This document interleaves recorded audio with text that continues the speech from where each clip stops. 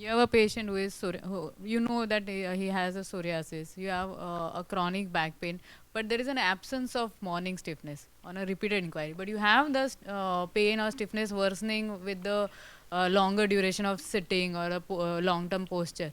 So So does that I guide will, anywhere? yeah, I will keep SSA in mind still. You're right.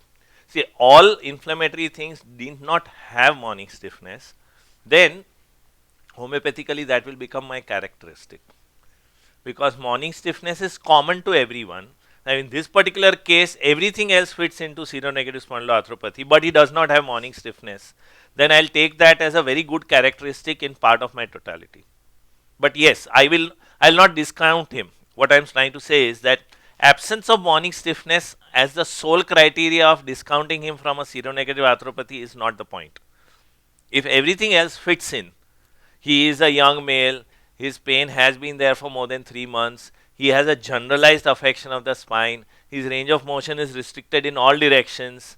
He has one more joint inflamed. So then I will definitely. Yes, yes, yes, yes. You can't have a single phenomenon saying that morning stiffness nahi hai, so it can't be seronegative arthropathy. No.